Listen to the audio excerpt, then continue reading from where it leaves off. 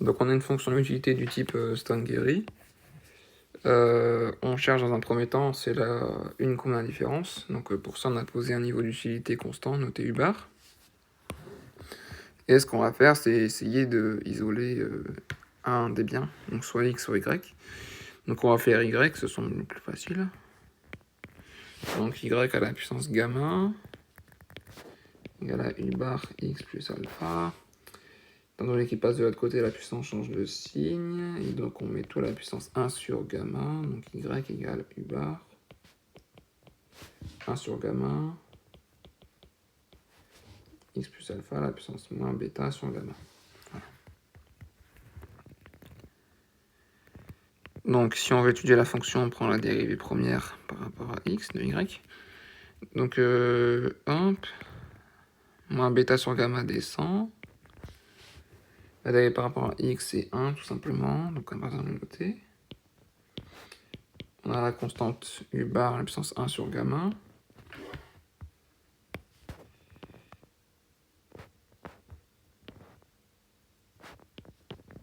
Hop, et on reprend X plus alpha à la puissance moins bêta sur gamma moins 1. Donc moins bêta moins gamma sur gamma. Et donc on peut passer le moins devant. Bêta plus gamma sur gamma. Voilà. Donc tout ça c'est positif. Et c'est multiplié par moins 1. Donc c'est négatif. Et donc la fonction est décroissante déjà. Comme d'habitude. Ensuite on prend la dérivée seconde de y par rapport à x toujours. Ok. La puissance redescend. Donc on a bêta fois bêta plus gamma sur gamma. Les moins se neutralisent. Hein. Moins et moins ça fait plus. La dérivée par rapport à x est toujours égal à 1. On a la constante U bar sur gamma.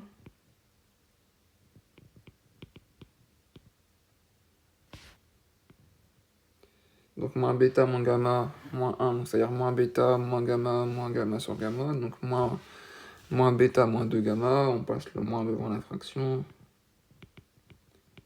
Bêta plus 2 gamma sur gamma. Voilà. Et donc bien, ça une puissance c'est strictement positif de toute façon. Ça c'est positif. Et ça c'est positif. Donc la dérivée seconde est positive, ce qui implique que la fonction est convexe. Ensuite, si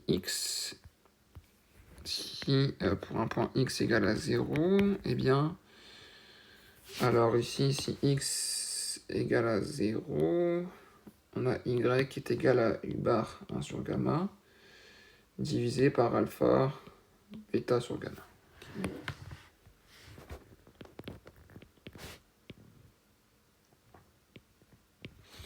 U bar 1 sur gamma, x, bêta sur gamma.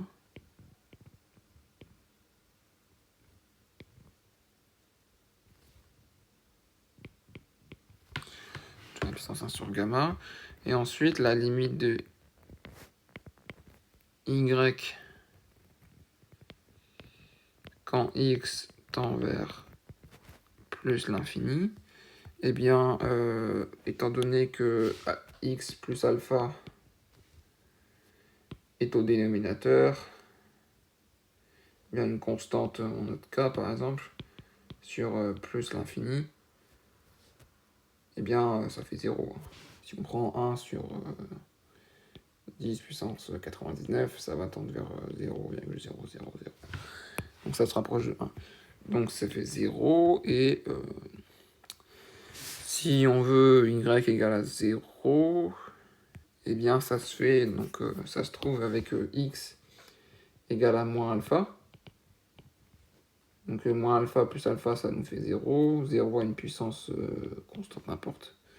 Ça fait 0 toujours, et 0 fois une constante, ça fait 0, et y égale à 0 finalement. Sauf qu'on fait l'hypothèse que x ou y, un peu importe, sont strictement positifs. Et donc x ne peut être égal à moins alpha.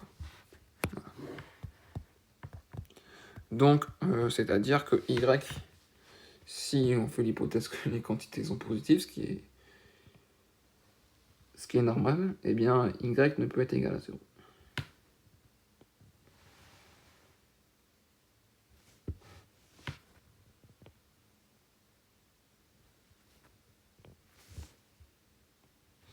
Donc c'est une fonction y qui dépend de x. Donc il y a des solutions en coin, elle met des solutions en coin. Donc si on a x égale à 0, donc y est défini, mais par contre, quand x tend vers plus l'infini, y lui tend vers 0. Okay. Et en x égale à 0, eh bien on a y égale à...